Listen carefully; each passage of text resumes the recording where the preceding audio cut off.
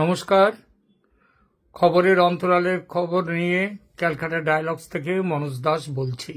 যে কোনো উপায়ে হোক বাংলাদেশকে নিজেদের দখলে আনতে হবে, সেই পথে এগিয়ে চলেছেন ট্রাম্প। আবার গতকাল তিনি বলেছেন আফগানিস্তানের বাগরাম বিমানবন্দর চাই তার। যে আফগানিস্তান ছেড়ে প্রায় পালিয়ে গিয়েছিলেন তিনি, অস্ত্রশস্ত্র সবকিছু ফেলে সেই আফগানিস্তানে আবার ফিরতে চাইছেন কেন? কি আছে তার পরিকল্পনা? ট্রাম্পের এসব পরিকল্পনার কি প্রতিক্রিয়া বা হবে, এই বিষয়টি নিয়ে এখনকার আলোচনা। ট্রাম্পের বাংলাদেশ ও আফগানিস্তান সংক্রান্ত বক্তব্যগুলো তার বিস্তৃত ভূ রাজনৈতিক কৌশলের অংশ, যা তার ওই আমেরিকা ফার্স্ট নীতি এবং সাম্রাজ্যবাদী সম্প্রসারণ নীতির ওপর ভিত্তি করে গড়ে উঠেছে। বলা বাহুল্য, বাংলাদেশে তার নীতি বর্তমানে দেশটাকে সুস্থির করার পরিবর্তে আরো অস্থির করে তুলেছে। তিনি যখন নির্বাচনের প্রচারে ছিলেন গত বছর, তখন যুদ্ধ শান্তি, গত বছর নয়, এটা হচ্ছে 2024-এ, তো তখন যুদ্ধ শান্তি, কূটনীতি, বাণিজ্য ইত্যাদি নিয়ে একরকম বলেছেন, তারপর ক্ষমতায় বসার পর আর একরকম কথা বলছেন, এবং আমেরিকার যে ঐতিহ্যগত সম্প্রসারণবাদী নীতি, সেই পথে চলছেন পূর্ববর্তী প্রেসিডেন্টদের চেয়ে আরো অনেক বেশি জোরালোভাবে। আর এটা করতে গিয়ে তিনি অনর্গল মিথ্যাও বলছেন, এবং একটা জিনিস ইতিমধ্যে স্পষ্ট করে দিয়েছেন যে তিনি বা তার নেতৃত্বে আমেরিকা কোনো দেশের বন্ধু নয়। আমেরিকার বন্ধুত্ব প্রয়োজন ভিত্তিক, এবং সেটা সঠতার নামান্তর। বেশি উদাহরণ দেব না। ভারত এবং ভারতের প্রধানমন্ত্রী মোদীকে নিয়ে, বিশেষ করে বাণিজ্য শুল্ক নিয়ে তিনি ক্রমাগত যেভাবে নিজের অবস্থান পাল্টেছেন এবং এখনো পাল্টাচ্ছেন, তাতেই প্রমাণ হয় যে এই মানুষটিকে বিশ্বাস করলে ঠকতে হবে। ভারতের কথা ছেড়ে আমাদের এখনকার আলোচনায় আসি, বাংলাদেশ ও আফগানিস্তান। প্রথমে বাংলাদেশ প্রসঙ্গে ট্রাম্পের অবস্থান কখন কিভাবে পাল্টেছে একবার সেদিকে নজর রাখি। ট্রাম্প বাংলাদেশ নিয়ে এ যাবৎ 3 রকমের বক্তব্য দিয়েছেন। প্রথমত, ফেব্রুয়ারি 2025-এ হোয়াইট হাউসে প্রধানমন্ত্রী মোদীর সাথে এক সংবাদ সম্মেলনে পাশাপাশি বসে তিনি বলেছিলেন, আমি বাংলাদেশ বিষয়টি প্রধানমন্ত্রীর ওপরে ছেড়ে দিলাম। এই মন্তব্যের মাধ্যমে তিনি স্পষ্ট ইঙ্গিত দিয়েছিলেন যে আমেরিকা বাংলাদেশের অভ্যন্তরীণ বিষয়ে প্রত্যক্ষ হস্তক্ষেপ করবে না, এবং এই অঞ্চলে ভারতের নেতৃত্বকে স্বীকার করে নিয়েছেন তিনি। তার আগে নির্বাচনী প্রচার চলাকালে তিনি বাংলাদেশে যেভাবে চলছে ইউনূসের নেতৃত্ব ও যেভাবে ধর্মীয় সংখ্যালঘুরা আক্রান্ত হচ্ছে বাংলাদেশে, তার সমালোচনা করেছিলেন। এমনকি তিনি একথাও বলেন যে তিনি ক্ষমতায় থাকলে এমনটা হতো না। ট্রাম্পের দীপাবলি বার্তায় বাংলাদেশের সংখ্যালঘু নিপীড়নের বিষয়ে যা তিনি লিখেছিলেন, একবার সেই দিকে দেখি। 2024 সালের 31শে অক্টোবর দীপাবলির শুভেচ্ছা বার্তায় ডোনাল্ড ট্রাম্প বাংলাদেশের সংখ্যালঘুদের নিপীড়নের বিষয়ে প্রথমবারের মতো একটি শক্তিশালী বক্তব্য দিয়েছিলেন। তার এই বক্তব্যে তিনি ইউনূস সরকারের তীব্র সমালোচনা করেছিলেন। কি বলেছিলেন? ট্রাম্পের সেই এক্স হ্যান্ডেলে, যেটা আগে ছিল টুইটার, সেই প্ল্যাটফর্মে প্রকাশিত সম্পূর্ণ পোস্টটি একবার দেখুন। সেখানে তিনি লিখেছেন, I strongly condemn the barbaric violence against Hindus, Christians and other minorities who are getting attacked and looted by mobs in Bangladesh, which remains in a total state of chaos. It would have never happened on my watch. Kamala and Joe have ignored Hindus across the world and in America. They have been a disaster from Israel to Ukraine to our own south border, but we will make America strong again and bring back peace through strength. We will also protect Hindu Americans against the anti-religion agenda of the radical left. We will fight for your freedom under my administration. We will also strengthen our great partnership with India and my good friend Prime Minister Modi. বড় post এর পরেও আছে প্রতিদ্বন্দ্বী কমলা হ্যারিসের সমালোচনা, সেগুলো পড়ছি না। পোস্টের শেষে তিনি লিখছেন, also happy Diwali to all. I hope the festival of lights leads to the victory of good over evil. Bangla অনুবাদটি একবার শুনিয়ে দিই। আমি বাংলাদেশে হিন্দু, খ্রিস্টান ও অন্যান্য সংখ্যালঘুদের বিরুদ্ধে বর্বর সহিংসতার তীব্র নিন্দা জানাই, যারা মব দ্বারা আক্রান্ত ও লুণ্ঠিত হচ্ছে। বাংলাদেশ সম্পূর্ণ বিশৃঙ্খল অবস্থায় রয়েছে। আমার আমলে এমনটি কখনো ঘটত না। কমলা ও জো বাইডেন বিশ্বব্যাপী এবং আমেরিকায় হিন্দুদের উপেক্ষা করেছেন।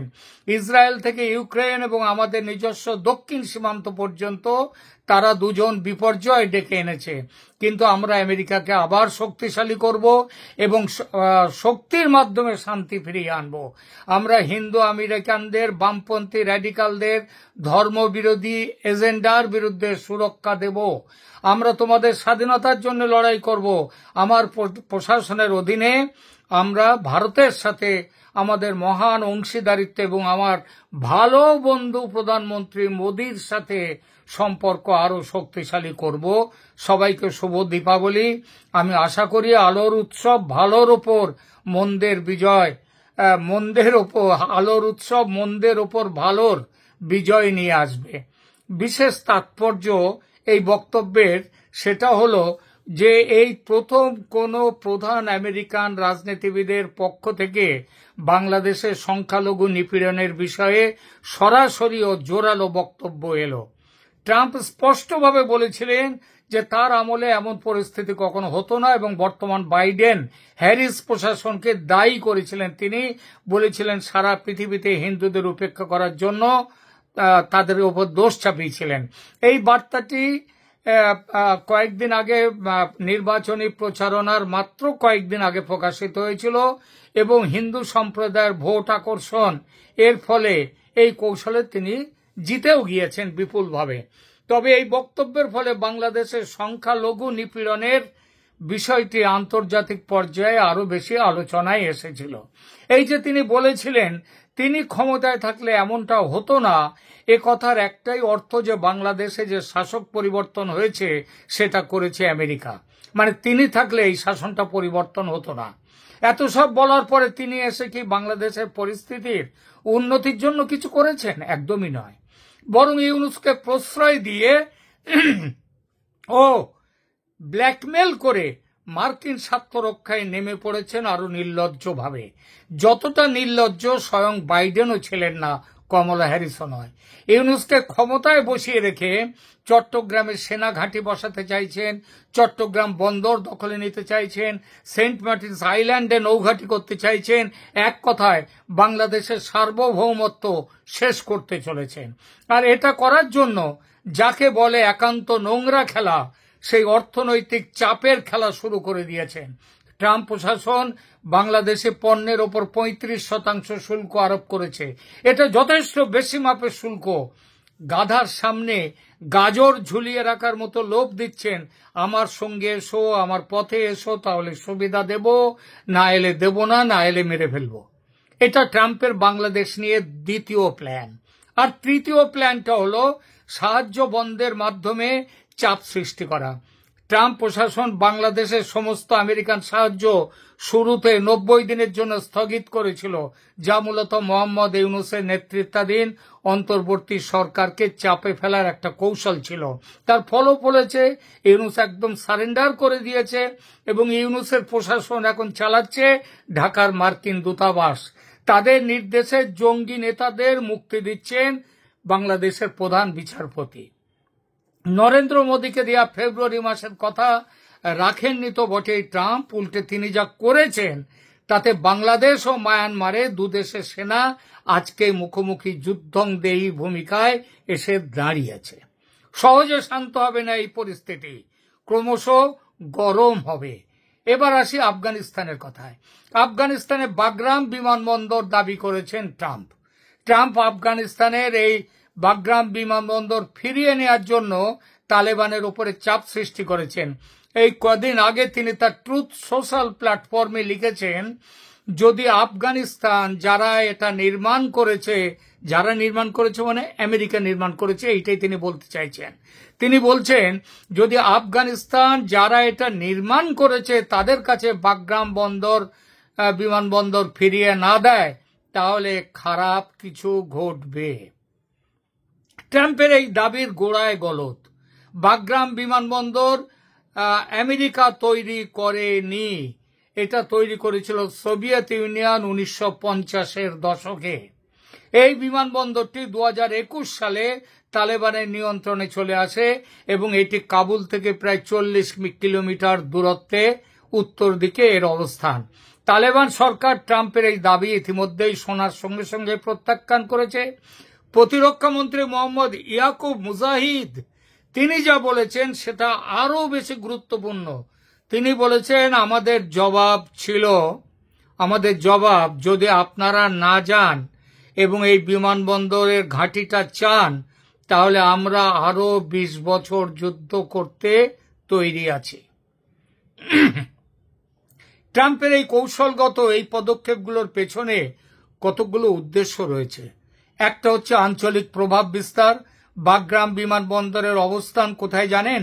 চীনের পারমাণবিক অস্ত্র উৎপাদন কেন্দ্র যেখানে, তার থেকে মাত্র 1 ঘন্টার দূরত্বে এই বাগরাম বিমানবন্দর, যা কৌশলগতভাবে অত্যন্ত গুরুত্বপূর্ণ। এই অবস্থান থেকে আমেরিকা, চীন, রাশিয়া এবং মধ্য এশিয়ার উপর নজরদারি রাখার চেষ্টা করছে আমেরিকা এবং ট্রাম্প সাহেব। সাম্রাজ্যবাদী সম্প্রসারণের দিকটা দেখা যাক।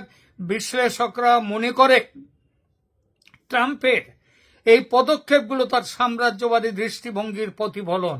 তিনি কানাডাকে আমেরিকার 51তম রাজ্য হতে বলছেন, গ্রিনল্যান্ড দখল করতে চাইছেন, পানামা খালের পুরো দখল নেওয়ার চেষ্টা করছেন, এমনকি গাজা নিয়ন্ত্রণের কথা বলছেন সেখানে নতুন শহর তৈরি করবেন পর্যটন ব্যবসার উদ্দেশ্যে। ভাবলেন? বাংলাদেশ এবং আফগানিস্তান এই দুই দেশের ট্রাম্পের প্ল্যানের মূল লক্ষ্য চীনা প্রভাব মোকাবেলা এবং বাংলাদেশের ক্ষেত্রে চীনা প্রভাবের সঙ্গে সঙ্গে ভারতের প্রভাবও পর্যন্ত এখান থেকে মুক্ত করা। বাংলাদেশে চীনের ক্রমবর্ধমান প্রভাব ও বেল্ট অ্যান্ড রোড ইনিশিয়েটিভ, তাতে অংশগ্রহণের বিষয়ে আমেরিকার উদ্বেগ রয়েছে, ভারতেরও উদ্বেগ আছে। কিন্তু ভারতের মাধ্যমে প্রথমে ভাবা গিয়েছিল চীনের প্রভাব নিয়ন্ত্রণ করা বোধহয় ট্রাম্পের লক্ষ্য। এখন দেখা যাচ্ছে একদমই তা নয়। এখন ট্রাম্প ওখানে করছেন কি, তারা নিজেরাই বাংলাদেশটাকে দখল করার চেষ্টা করছেন। একইভাবে বাগরাম বিমানবন্দরের দখল নিয়ে চীনকে নজরদারিতে রাখতে চান। কিন্তু ব্যাপারটা কি এতই সোজা? সম্ভাব্য প্রতিক্রিয়া এর ভয়ঙ্কর। কিন্তু আঞ্চলিক শক্তি সাম্যের যে ভারসাম্য, তার পরিবর্তন হবে। ট্রাম্পের নীতি হচ্ছে দক্ষিণ এশিয়ায় শক্তির ভারসাম্য পরিবর্তন করা এবং আমেরিকাকে আরো শক্তিশালী জায়গায় নিয়ে যাওয়া। কিন্তু এটা করতে গিয়ে ভারত, চীন ও রাশিয়াকে তিনি কাছাকাছি এনে দিয়েছেন ইতিমধ্যে। ভারত আমেরিকার দূরত্ব বেড়ে গেছে অনেকখানি এবং আমেরিকায় আজকাল এই কথা বলছে, গত 25 বছর ধরে ভারত আমেরিকার সম্পর্কে যে নৈকট্য এসেছিল সেটা দূর হয়ে গেছে ট্রাম্পের জন্য। এর কারণ হচ্ছে ভারতের প্রভাব ক্ষেত্র। ভারত আমেরিকার সাথে এখন দূরত্ব আরো বেড়ে যাবে। তার কারণ ভারতের প্রভাব ক্ষেত্র বাংলাদেশ, ভারতের প্রভাবের ক্ষেত্র, সেখান থেকে ভারতকে সরিয়ে দিলে সহজে মানবে না ভারত। তালেবানের সাথে ট্রাম্পের বাগরাম নিয়ে বিরোধ আফগানিস্তানে আবার অস্থিরতা সৃষ্টি করতে পারে।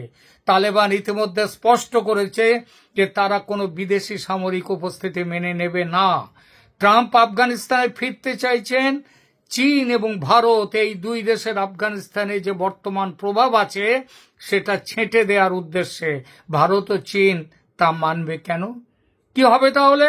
আমেরিকার চাপের মুখে বাংলাদেশ, চীন ও রাশিয়া বাংলাদেশ কোথায় যাবে? চীন, রাশিয়া, ভারতের দিকে আরো ঝুঁকে যাবে। এটা দীর্ঘমেয়াদে আমেরিকার স্বার্থের বিপরীত। মূল্যায়ন এবং এর যে একটা সম্ভাব্য পরিণতি কি?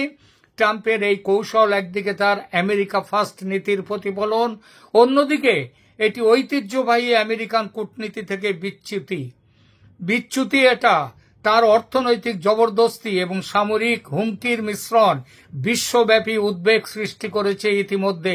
বাংলাদেশের ক্ষেত্রে ট্রাম্পের নীতি একদিকে বাংলাদেশের সার্বভৌমত্বের প্রশ্ন তোলে, অন্যদিকে আঞ্চলিক স্থিতিশীলতার জন্য হুমকি।